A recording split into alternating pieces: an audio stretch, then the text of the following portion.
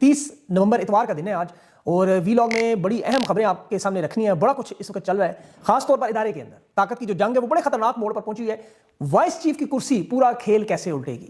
18 ताकतवर जनरल ओहदे के लिए लॉबिंग भी कर रहे हैं, एजेंसियां भी आमने सामने, घरों पे छापे भी, गिरफ्तारियां भी, और अमेरिकी ग्रीन लाइट भी है, लंदन प्लान भी है, और नोटिफिकेशन रोकने के लिए बड़े बैन अल-अक़वामी हाथ सामने आ रहे हैं। नवाज शरीफ शहबाज शरीफ नए चीफ के नाम के लिए लॉबिंग भी कर रहे हैं, और फौजी पॉलिसियों पर बयानात, खासतौर पर गजा फौज भेजने से इनकार, ये बड़ा मामला है। शरीफ खानदान एस्टैब्लिशमेंट, बैरूनी ताकतें लंदन में आमने सामने, मुतालबात की फहरिस्त बड़ी लंबी हो गई है। फील्ड मार्शल की नून लीग और जरदारी पर साफ तनकीद, और इन्होंने भी फरमाइशें पूरी करने से इनकार।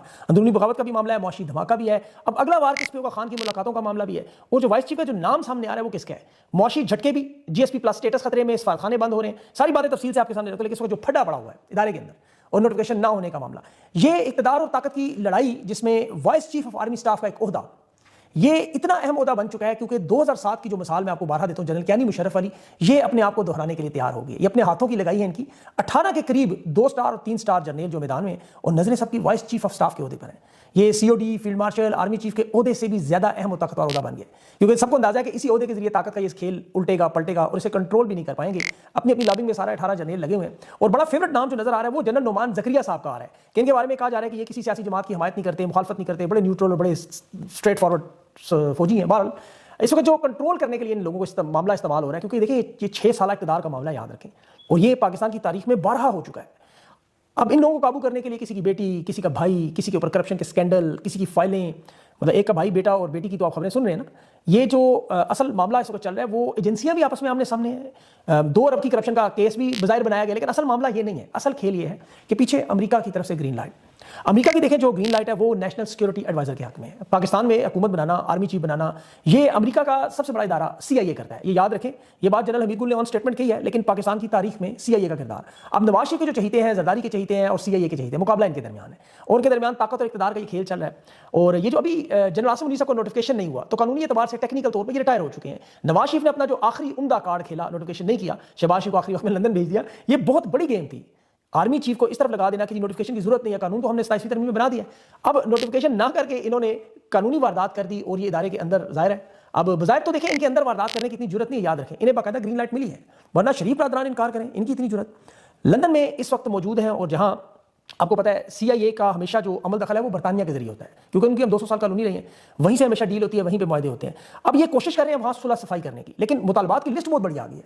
अब वो मुतालबात क्या है, वो कैसे पूरे होने, वो मैं आपको आगे चल के बताता हूँ। लेकिन ये याद रखें कि ये नोटिफिकेशन का मामला आले शरीफ ने अपनी मर्जी से नहीं किया, इन्हें बाकायदा लंदन अमेरिका दोनों की तरफ से ग्रीन सिग्नल मिला है।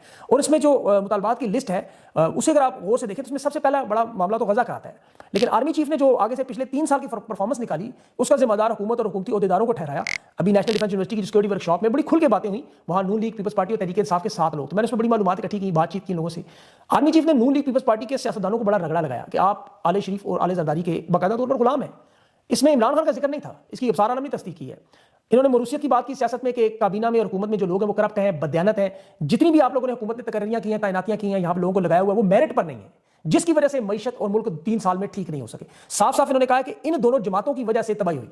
जरा जेन में रखें, कह रहे हैं जमहूरियत और सियासत इसीलिए बेहतर नहीं हुई कि एक तरफ बिलावल वज़ीर आज़म बनने के लिए, दूसरी तरफ मरियम पागल हुए हैं, उन दोनों के नाम पे वो कांटा लगाने के लिए तैयार है। अब बिलावल की तो उन्होंने कहा हमारी सूरत में वज़ीर आज़म बना के छोड़ेंगे। अब यहाँ पर नून लीग और पीपल्स पार्टी के सियासतदानों का ना, आपने इतने मुतालबात हमसे मनवाए, इतनी फरमाइशें पूरी करवाई, हम ये सब कुछ पूरा करते करते अवाम में अपनी अवामी मकबूलियत खो बैठे हैं। अब तो हम इलेक्शन लड़ने के काबिल नहीं है, और आपकी फरमाइशें खत्म ही नहीं हो रही। अब जो ताज़ा तरीन फरमाइश सूबों की तकसीम पे आई, जिसमें उन्होंने कराची को सूबा तकरीबन करार दे दिया, पंजाब के भी 3 हिस्से करने हैं, खैबर पख्तूनख्वा के भी 2 हिस्से करने हैं, ये वो सारा मामला है जिसमें आले शरीफ को इस चीज़ का अंदाजा है, जरदारी खानदान जानता है कि इनकी ताकत का हाल बिल्कुल मुस्लिम लीग काफिला बन जाए। और नवाज शरीफ को देखें आप, हम सब लोग बड़ा लाइट लेते रहे इस दौरान, हम भूल जाते हैं कि 1993 में जनरल आसिफ नवाज जंजुआ को ब्रिगेडियर इम्तियाज हुसैन के जरिए जहर देकर करवाया था। इनके खानदान ने दावा भी किया था। बाद में ब्रिगेडियर इम्तियाज हुसैन जो लेफ्टिनेंट जनरल बने, चेयरमैन AWT थे, बहावलपुर कोर कमांडर थे, इन्हें फिर 2012 में गोली मार कत्ल कर दिया गया, और इस मामले को फिर खुदकशी का रंग दे दिया। हालांकि जो लेफ्टिनेंट जनरल इम्तियाज हुसैन है वो नवाज शरीफ के साथ गहरे रवाबत में थे, ये जरा जेन में रखें बात। तो आज जो हो रहा है इसे आप ना भूलें कि नीचे लोग इनके कौन कौन है। उस वक्त आसिफ नवाज जंजुआ आर्मी चीफ थे, और नवाज शरीफ के बाप ने उन्हें BMW गाड़ी, आपको याद होगा सारा मामला रिकॉर्डेड है। तो असल मामला इस वक्त जो खराब हुआ है, जिसमें लंदन में मुआहदे की बात हो रही है कि इमरान खान को संभालना था फौज ने, और नून लीग ने संभालना था मईशत को। अब चीफ कह रहे हैं हमने तो इमरान खान को संभाल लिया, हमने तो मुलाकातें तक बंद कर दी, आवाज तस्वीर बंद कर दी, पार्टी लीरो लीर कर दी, तमाम रहनुमाओं को दस्तबरदार करवा दिया, इलेक्शन से निकलवा दिया, पूरा इलेक्शन लूट के मखसूस नशिस्तें लेके सादा अक्सरियत आपको दे दी, आपको अदालतें मैनेज करके दी, इदारे मैनेज करके दिए, हाथ बांध के सब खड़े करवा दिए, और हम क्या करें। तो आपकी परफॉर्मेंस दूसरी तरफ क्या है, नून लीग पीपल्स पार्टी की मईशत में IMF की रिपोर्ट आई 5 या 3 खरब की करप्शन, भाई मैशत आपने संभालनी थी। अब हर जगह आर्मी चीफ जाके इनके लिए भीख इमदाद कर्जा मांगते रहे और मिला कुछ भी नहीं। फॉरेन इन्वेस्टमेंट मुल्क से चली गई, मैशत की तबाही और बर्बादी सारी जो है उसका जिम्मेदार आप लोग हैं। उसकी वजह कि आपके अंदर करप्ट और नाअहल लोग हैं और आप अब आगे हुकूमत नहीं चला सकते। अब जाहिर है नून लीग और पीपल्स पार्टी, इनकी तो आपको पता है लोगों की वहां सरगोशियां थी कि करप्ट और नाअहल सिर्फ हम नहीं है, आपके इदारे में भी। ये जो मोहम्मद बिन सलमान की तर्ज पर ये जो फौजी क्रैकडाउन आपको नजर आ रहा है, ये एक बड़ा फितरी अमल था। ये क्रैकडाउन जो इसकी जो उम्मीद की जा रही थी कि ऐसा ही नून लीग और पीपल्स पार्टी पर भी होगा, क्योंकि मोहम्मद बिन सलमान ने भी रिच कार्ल्टन में लोगों को बंद करके उसे लूटी दौलत करप्शन इस तरह निकलवाई। वो अब यहाँ 5 या 3 खरब रुपया गया क्या पता ही नहीं है। तो फौज में तो ये एक बयानिया बना कि हम तो अपने जनरलों का एहतसाब कर रहे हैं। जनरल साहिर शमशाद 24 घंटे नहीं गुजरे उसकी किरदार कोशिश शुरू होगी। जनरल नदीम अंजुम के साथ जो हुआ वो भी आप जानते हैं। फिर बाकी 2 जनरलों के जो भाई और बेटे के साथ हो रहा है, ये सारे वाकयात अब सोशल मीडिया की जीनत बन चुके हैं। अब कोई अभाव नहीं रहा।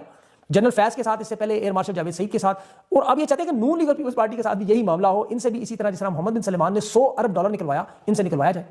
उसके लिए फिर शहबाज शरीफ को फौरन लंदन जाना पड़ा और मामला वहां फंस गया, नोटिफिकेशन रुक गया। और फिर जो इंटरनेशनल बड़े 2 मुतालबात थे, जिसमें एक अफगानिस्तान में हुकूमत वहां बदलनी और दूसरा इसराइल का मामला। अब ये मामला बड़ा इंटरेस्टिंग है। देखिए डोनाल्ड ट्रंप ने जिस आर्मी चीफ की और फील्ड मार्शल की और शहबाज शरीफ की तारीफ की और इसराइल के हवाले से मुतालबात रखे, आर्मी चीफ ने वो बंदूक आले शरीफ के कंधे पे रखी।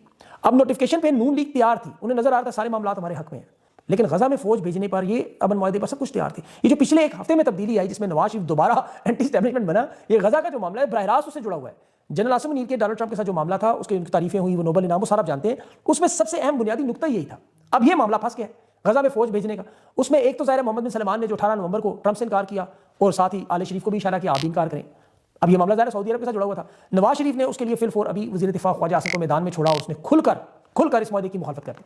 देखा जी इसराइली फौज तो कोई जंगबंदी नहीं कर रही, खिलाफवर्जी कर रही है, बेगुनाह फलस्तीनियों को शहीद भी कर रही है। 10 अक्टूबर को ये जंगबंदी का मुआहदे से अब तक 352 फलस्तीनी शहीद हो चुके हैं। ये ख्वाजा आसिफ कह रहा है कि शर्म शेख का जो मुआहदा था उसे तो एमनेस्टी इंटरनेशनल नहीं मान रही, इसराइली नस्लकुशी खत्म नहीं हो रही, तो हम इस मामले में नहीं पड़ेंगे क्योंकि तुर्की, मिस्र और कतर वो इससे पीछे हट गए हैं, तुर्की के सदर ने तशवीर, तो हम क्यों इस जंगबंदी के मुआहदे में वहां अपनी फौज भेजने के लिए तैयार। तो ये जो वज़ीर दिफा का बयान है, ये एन टाइम पे नवाज शरीफ ने दिलवाया है और खबर पहुंचा दी है। अब देखिए ताकतवरों की एक नफ्सियात होती है, ये सदियों पुरानी है। ये जो जालिम है वो हमेशा अपने मददगारों से डरते हैं, क्योंकि मददगार ताकत रखते हैं, फाइलें रखते हैं, राज रखते हैं, फिर एक दिन खतरा बनते हैं। इसीलिए हर आमिर पहला शिकार अपने हाथों पे करता है। आप हिटलर को देख लें, उसने ब्राउन शर्ट फोर्स को जो उसके लिए फौज बनाती थी, मुखालिफिन को बनाती, सबसे पहले उन्हें खत्म किया। इसी तरह वो night of the long now's में आप देखें, उन्हें सबको कत्ल करवाया और फिर वो सारे जालिम जितने जुल्म करने वाले हिटलर के अपने हाथों मारे।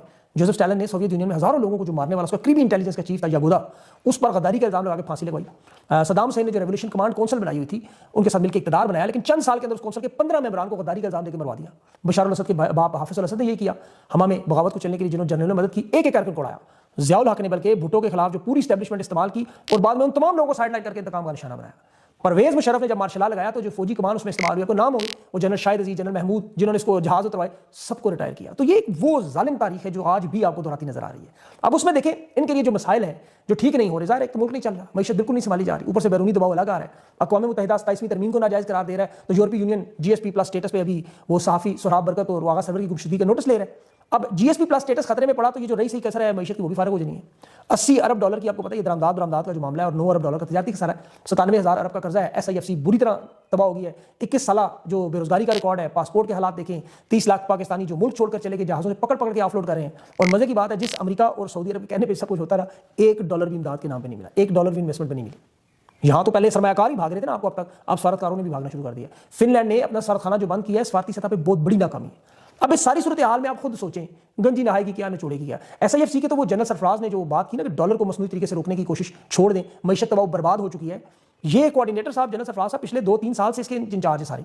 डॉलर को मसनूई तरीके से रोकना जो कि खतरनाक मुआशी नुकसान है। मैं अब चूंकि मैशत का तालिब इल्म हूं, डॉलर को देखें इस तरह कंट्रोल करने से मार्केट में डॉलर फिर हुकूमत खुद बेचती है अपनी मर्जी से, उससे स्टेट बैंक के ज़खायर गिरते हैं, हुकूमत के पास इंपोर्ट के लिए, पेट्रोल खरीदने के लिए फॉरेन रिजर्व में डॉलर खत्म होते हैं, डॉलर चला जाता है ब्लैक मार्केट में, यानी 280 रुपये का हुकूमती रेट है, तो मार्केट में 320 से 350 का है। बैरून मुल्क लोग जो वो डॉलरों में पैसे नहीं भेजते बैंकों से, हुंडी और हवाले के जरिए भेजते हैं। बरामदात का एक्सपोर्ट का अलग नुकसान, इंपोर्ट बढ़ जाती है, और फिर जो IMF का एतमाद है, इन्वेस्टर्स का एतमाद है, वो वैसे ही खत्म हो जाए। अब इन्होंने हाथ उठाना है तो डॉलर 350 पे चला जाना है। बिजली, गैस, पेट्रोल ये डबल हो जाएगा। अब इस रेट डॉलर की वजह से सरमायाकार भी भाग चुके हैं पहले। तो ये वो तबाहकुन मुस्तकबिल है कि जो बातें इन्हें 3 साल बाद समझ आ रही हैं। ये बातें हम इन्हें हर वीलॉग में उठा के मेरे देखें जो चैनल में जुड़े हुए, ये बातें करते तो आगे से कहते जहरीला प्रोपेगेंडा कर रहे हैं। इन्हें सोशल मीडिया से यही तकलीफ थी कि इन्हें हकायक बताए जाए, आईना दिखाया जाए, नाराज हो जाते थे।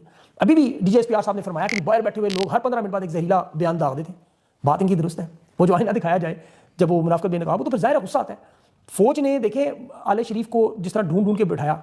अभी नूरीन खान के चैनल का एक इंटरव्यू इन्होंने क्योंकि पाकिस्तान के अंदर इनकी जरूरत नहीं है कि वे नाम और तस्वीर खान की दिखाएं या इमरान खान की बहनों का इंटरव्यू कर देते हैं 8 बजे के चैनल पे या तस्वीर दिखा सके। इंटरनेशनल चैनल्स में वो इंटरव्यू की दरख्वास्त है। अस्करी सहाफियों ने, नून लीग के सहाफियों ने ववेला मचा दिया। इन्होंने ववेला मचाया तो पाकिस्तान की कौम ने फौज की दुश्मनी में नून लीग की और जनरलों की गद्दारी से लेकर कमीशन बनाने के, कारगिल के, वो तमाम वीडियोज़ की भरमार कर दी।